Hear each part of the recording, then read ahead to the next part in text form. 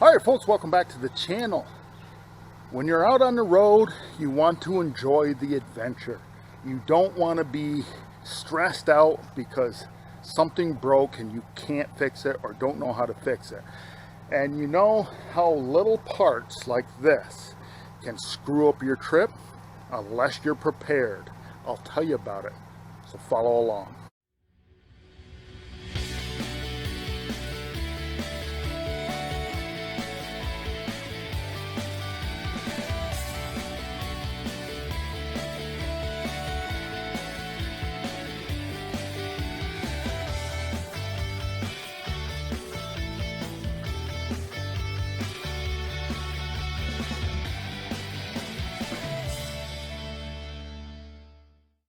So being out on the road has its advantages.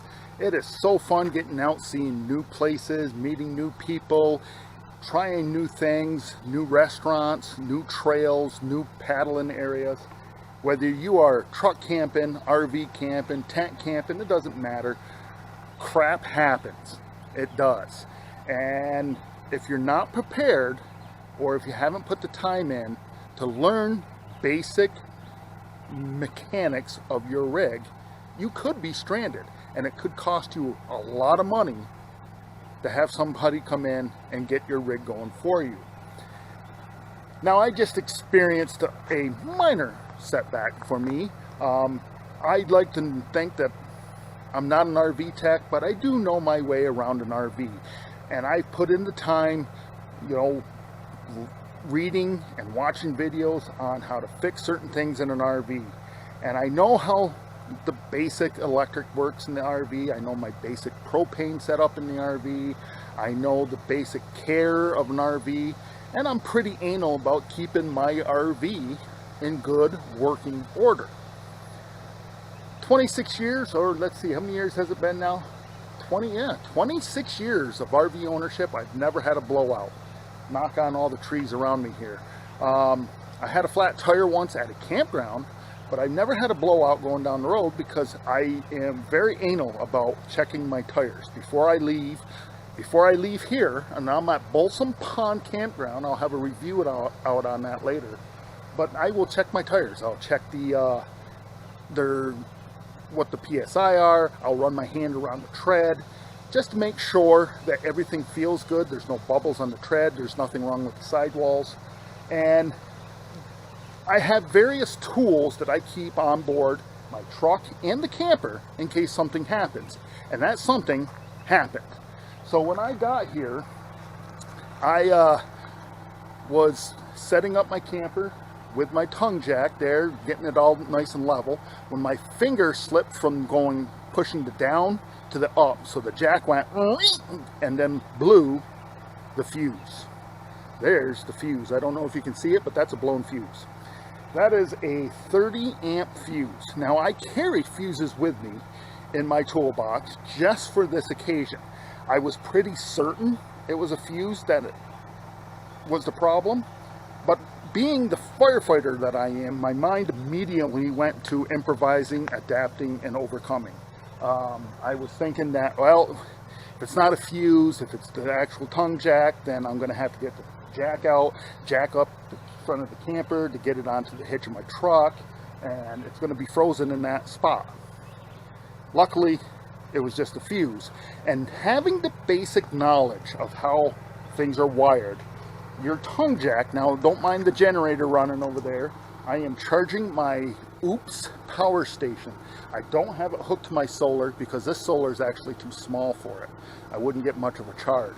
So I got to charge it with my generator for now. I'll have a update on that later on.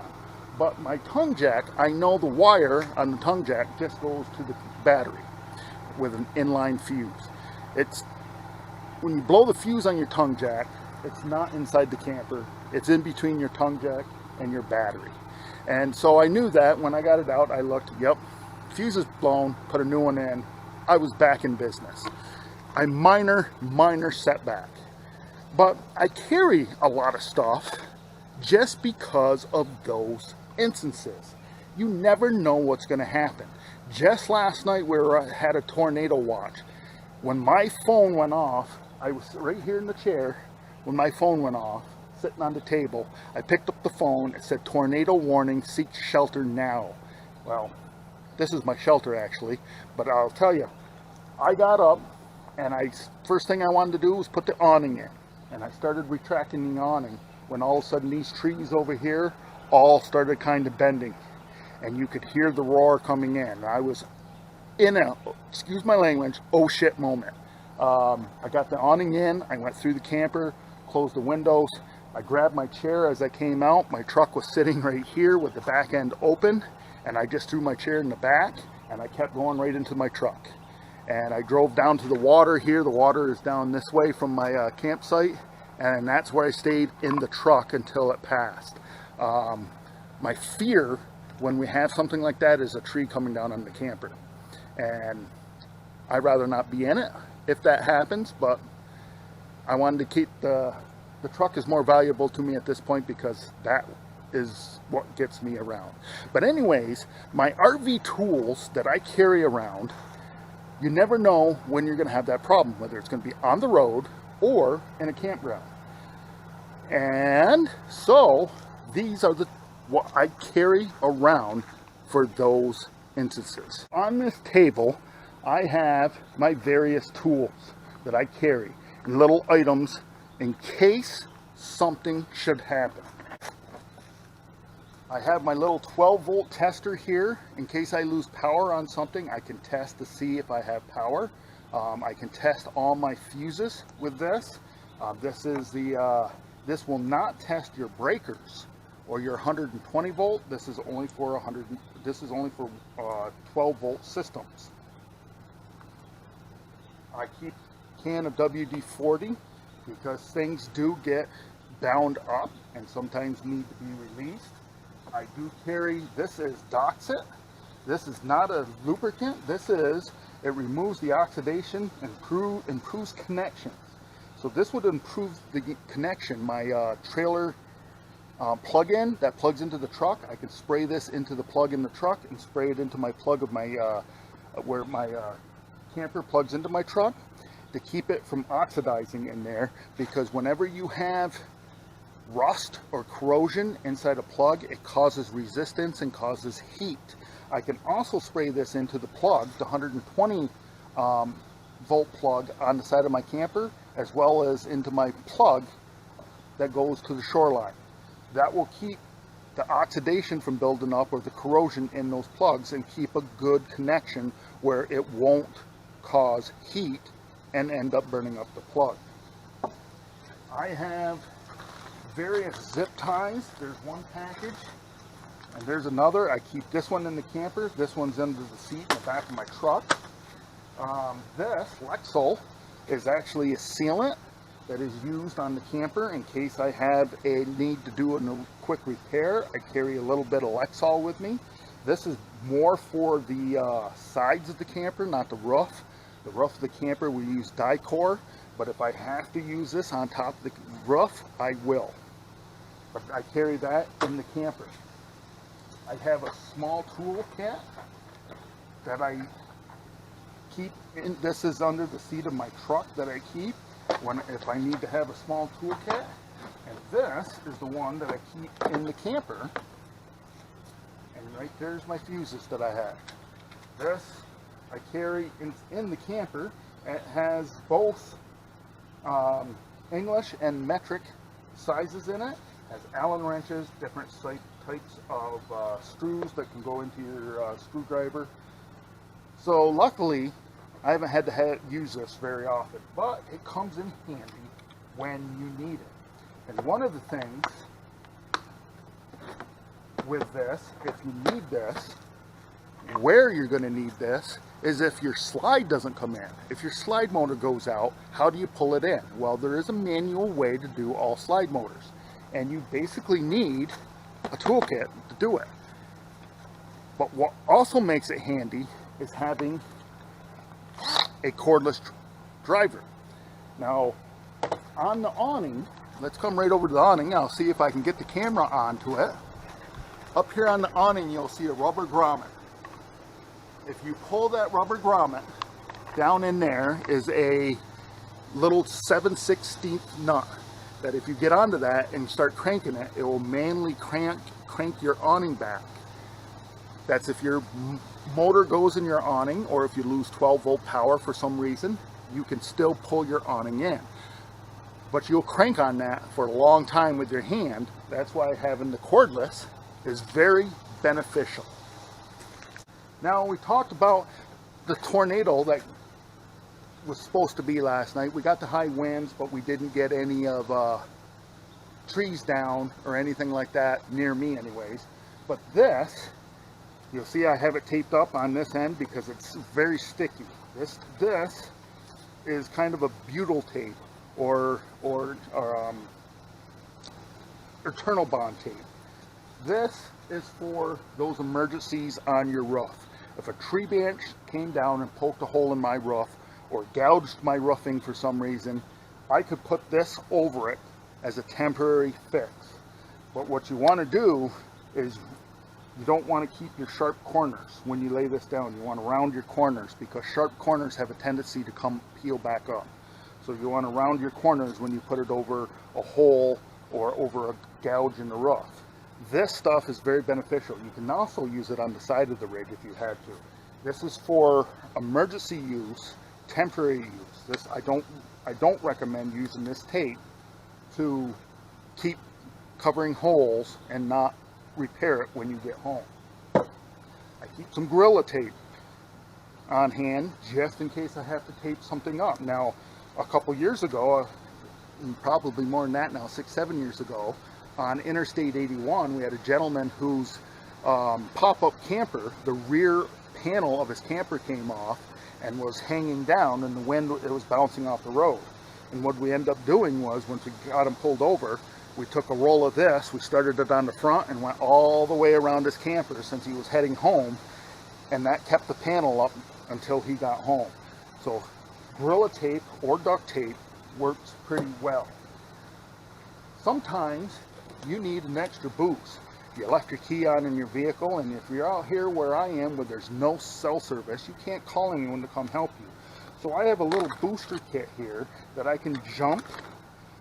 I can jump my generator if the key is left on in my generator. I can jump my truck if I need to, if the battery's dead. So this is a pretty handy little outfit right here. I've used this already a couple times. Last winter I used it to jump start a generator that was dead.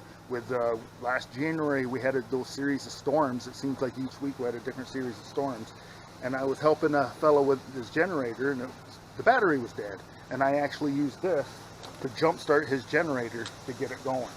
Worked out pretty well. Another thing that I keep under the seat of my truck, jumper cables. Someone else may need the help. I do say you know how to use these before you just haphazardly throw them on, because you can fry your own vehicle if you don't do this right. So make sure you know how to jump start a vehicle before using something like this. But also, going down the road, I also keep in my truck a couple of flares. These flares come in handy if you're broke down alongside a busy highway. During dusk, during a rainstorm, these will work in pouring down rain. I mean, these will burn, baby, in pouring down rain. And they are fantastic to have on board your truck. I think I keep almost 10 flares in my truck underneath my rear seat at any given time.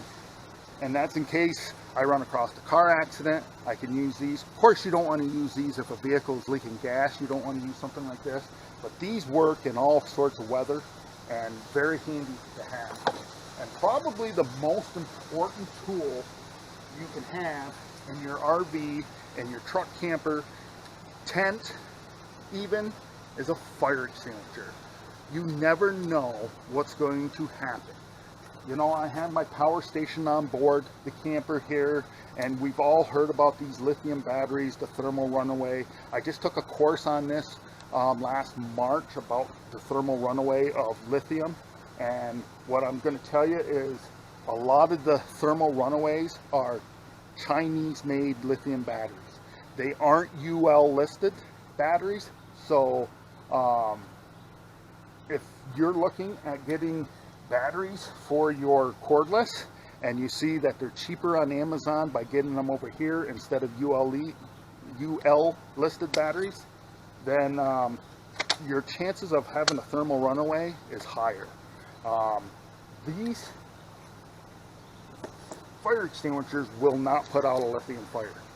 But if you happen to have a grease fire on board your camper, electrical fire on board your camper, these can save a camper. I just recently watched a video of a family who was on the road with their fifth wheel, and they had a fire in their compartment that had their batteries with their inverter, and they had the solar panels and everything on their rig, and they had fire extinguishers, and they were lucky because they saved their truck.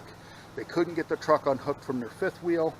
They used the fire extinguishers to knock down the fire enough so when the fire department got there, the fire department finished it off. But having a fire extinguisher on board your truck, on board your camper, your pop-up, your motorhome, your motor coach, doesn't matter. Have a fire extinguisher on there and make sure you test it every now and then. There is dates on these. They're good for about 10 years. Once they get to be about 10 years old, I would change it out. So this one here is a 2018. So I would, this one here is good for a few more years. And you can see right there's the UL listed on it. So that's what you want to look for when you buy lithium batteries, because they tend to be more stable when they're tested by this United Laboratories. So that is having being prepared on the road for those emergencies. If I didn't have any other fuses to put in, my camper would have been stuck like that until I found a place here, and I'm in an area I don't know it. I don't know where any place I could go get fuses. I can't pull anything up on my cell phone because there's no service here, so I would have to kind of drive somewhere where I have service, and hopefully I could find a shop that has those fuses. But having those tools, and having the knowledge on when something goes wrong, you have the basic knowledge where you can diagnose the problem and possibly fix it. That makes your time out here a lot better. It's not stressful wondering if you're going to get it fixed. Stressful if you can find the parts. Stressful to find somebody to come fix it for you. So that was my adventure on here, and I'm a big guy on promoting preparedness, whether it's in the home or on the road. So that was my adventure today. My tongue jet.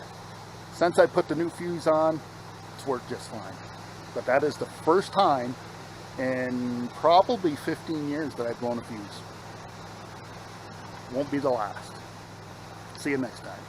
Alright folks, you watched all the way through. Thanks for that. If you liked the video, make sure to give me a thumbs up. If you haven't subscribed, click the subscribe button down below. Continue to follow the adventure. And remember, folks, tomorrow is no guarantee for any one of us. So disconnect from that Wi-Fi, connect to this out here. You won't be disappointed.